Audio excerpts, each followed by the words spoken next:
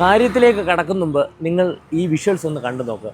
എന്ത് ലാഘവത്തോടെയാണ് ഒരു കുറ്റകൃത്യം ചെയ്യുന്നത്. അപ്പോൾ ആദ്യം നമുക്ക് ആ CCTV ദൃശ്യങ്ങൾ കാണാം. എന്ത് ലാഘവത്തോടെയാണ് ഒരു ടൂ വീലർ, വളരെ പ്ലാനിങ്ങോട് കൂടിയാണ് ഒരു ടൂ വീലർ ലോക്കൊക്കെ പൊട്ടിച്ച് അവർ കൊണ്ടുപോകുന്നത്. അപ്പോൾ ഇത്രയും പ്രൊഫഷണൽ ആയി കഴിഞ്ഞു. അപ്പോൾ ഇതിനു മുമ്പ് എന്തൊക്കെ മോഷണങ്ങൾ നടത്തിയെന്ന് അറിയാൻ കഴിയില്ല.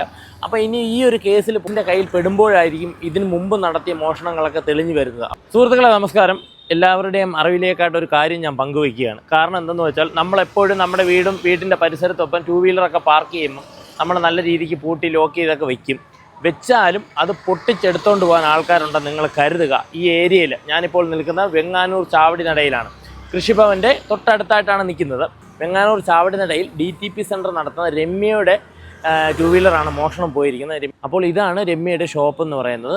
മറ്റേ DTP സെൻറ്റർ ഇതാണ്. അപ്പോൾ ഇതിൻ്റെ ഫ്രണ്ടിലായിട്ടാണ് എന്നും വാഹനം പാർക്ക് ചെയ്യുന്നത്. അപ്പോൾ ഇത് കൃത്യമായി സ്കെച്ച് ചെയ്ത് ഇവിടെയാണ് വാഹനം വെക്കുന്നതെന്ന് മനസ്സിലാക്കിയതിന് ശേഷമാണ് ഈ കുട്ടിക്കള്ളന്മാർ ഈ വാഹനം കവർന്നത്.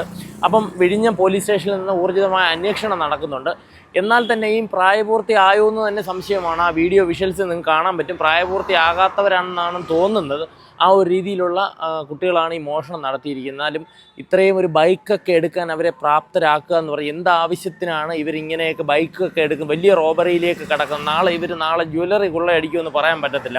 ആ ഒരു റേഞ്ചിലേക്ക് പോകും. ഒരു വാഹനം എടുത്തുകൊണ്ട് പോകാൻ അത്യാവശ്യം മോഷ്ടാക്കൾ ഒരുപാട് പേരുണ്ട്. എന്നാലും മൈനറായിട്ടുള്ള മോഷ്ടാക്കൾ ഇങ്ങനെ ഇറങ്ങി നടക്കുന്നത് ഇവരുടെ വീട്ടുകാർ പോലും ചോദിക്കുന്നില്ലയോ എന്നാണ്, ഇവരെ വീട്ടിൽ പോലും തിരക്കുന്നില്ലയോ എന്നാണ് നമുക്ക് ചിന്തിക്കേണ്ടിയിരിക്കുന്നത്. അപ്പോൾ ഈ ഏരിയയിൽ തുടർച്ചയായിട്ട് മോഷണങ്ങൾ നടക്കുകയാണ്. അപ്പോൾ വാഹനങ്ങളൊക്കെ മോഷ്ടിച്ചുകൊണ്ട് പോകുന്നുണ്ട്. ഇപ്പോൾ എല്ലാവരുടെയും ശ്രദ്ധയിലേക്കാണ് പറയുന്നത്. അപ്പോൾ ഈ മോഷണം നടന്ന സ്ഥലം എന്ന് പറഞ്ഞാൽ വെങ്ങാനൂർ ചാവടി നടയിലാണ്.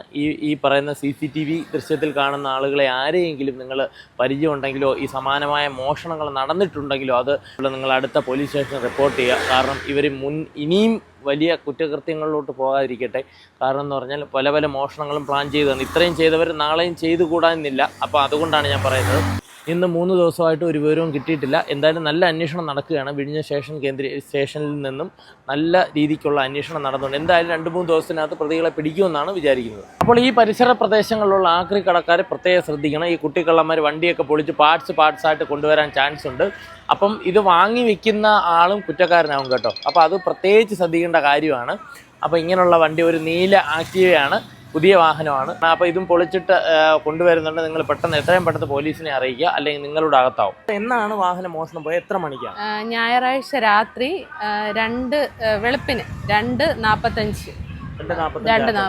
സ്ഥിരമായിട്ട് ഇവിടെ തന്നെയാണോ വാഹനം? എന്നും ഇവിടെ തന്നെയാണ് വയ്ക്കുന്നത്. അപ്പൊ കൃത്യമായി എനിക്ക് തോന്നുന്നു ഒരു സ്കെച്ച് ഇല്ലാതെ ഈ വാഹനം എടുക്കില്ല.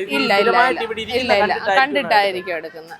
പോലീസ് സ്റ്റേഷനിൽ കംപ്ലൈന്റ് കൊടുത്തല്ലോ? പോലീസ് സ്റ്റേഷനിൽ അന്ന് രാത്രി തന്നെ കൊടുത്തു. ഞായറാഴ്ച രാത്രിയാണ് വണ്ടി പോയതായിട്ട് നമ്മൾ മനസ്സിലാക്കിയത്.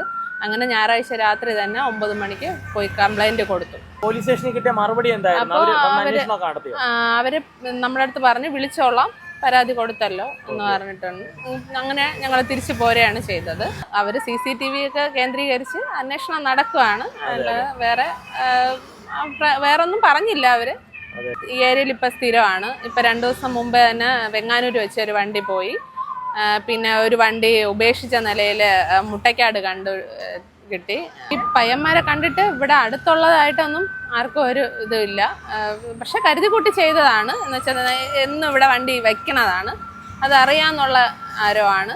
അറിയാവുന്നവർ ആരെങ്കിലും കിട്ടുവാണെങ്കിൽ, കാരണം നമ്മുടെ ഒരു ഏറ്റവും മെയിൻ ആയിട്ടുള്ള ഒരു കാര്യമാണ് വണ്ടി. അപ്പം അത് കിട്ടുവാണെങ്കിൽ, ആരെങ്കിലും എന്തെങ്കിലും ഒരു തുമ്പ് കിട്ടുവാണെങ്കിൽ ഞങ്ങളെ ഒന്ന് അറിയിച്ചാൽ നന്നായിരുന്നു.